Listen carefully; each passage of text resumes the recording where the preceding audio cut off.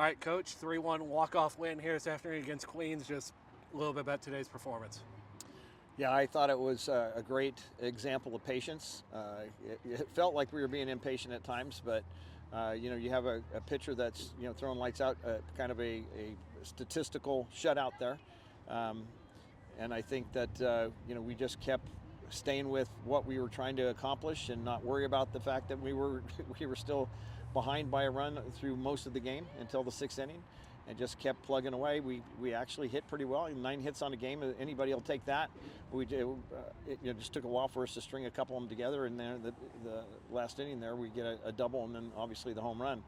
I was really proud of Tessa, because that is really hard on a pitcher to go down by a run early in the game, especially when it's not earned, and then have to make sure that you take a team that could break out on you and keep them in check with nothing else for the rest of the game, and then at the end have us come out. It was an amazing pitching performance. Sid and Tessa both said it there, talking with them, that the grit this team showed was something that maybe you haven't had to rely on some of that the last handful of games, but what does that say about the growth of this team, that you continue to find different ways to win?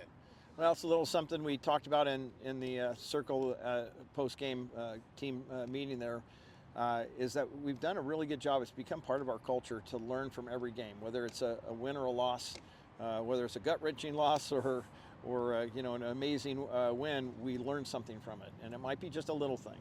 But our saying around here is to get 1% better, and we got 1% better today. And so I think that's kind of our little hallmark, our mark, one of our superpowers, is learning how to be better from whatever the situation, whatever we get from the game. You touched on it there. Tessa really seemed to be dialed in from the start. What'd you see from her in the Circle as a whole, really racking up the strikeouts there, especially early? Well, I think, we talked about this before too, is that we started off early in the season, and I think she has kind of got almost, I don't know, if not to get too technical, she was out of whack.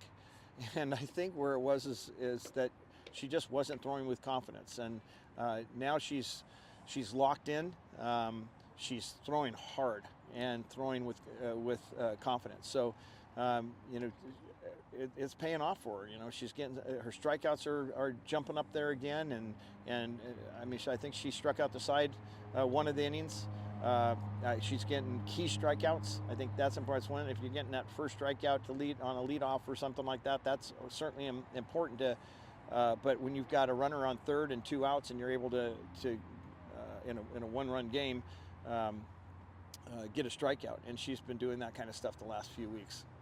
7th inning there, Maya laces one down the line that I think you could hear the zip anywhere in the stadium, and then Sydney turns on one, deposits it over the left field fence for the win. Just what'd you see from the offense there in the 7th that allowed pull out this win here? Well, you're always looking for somebody to step up and lead, and we had several do it. The inning before we're in a tough spot, even a tougher spot in the 7th inning, but we were actually tied at that point. Lily Bell came up with a big RBI single to get us tied, which you could see a breath. You'd hear the breath let out in the dugout, like, okay, here we are. Now we're back on even ground.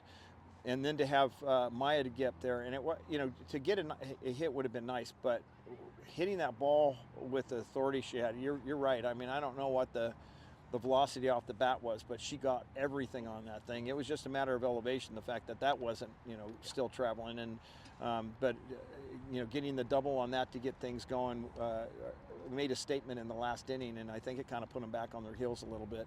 I mean, it would have done it to me. It would have put me back on my heels, and then Sid was kind of struggling a little bit today, and was really putting a lot of pressure on there until that last swing, and it's a good lesson not to drown yourself in the past. This is a very, very tough game. It'll punish you if you let it, and for her to be able to put that out of her mind, and when she saw her pitch to crush it in this wind, we had a couple that might have gone out already. I think Maya's one of her early ones that you could watch it just stand up. It got about halfway out. I said maybe it's enough to get through the wind, and then it just stood up.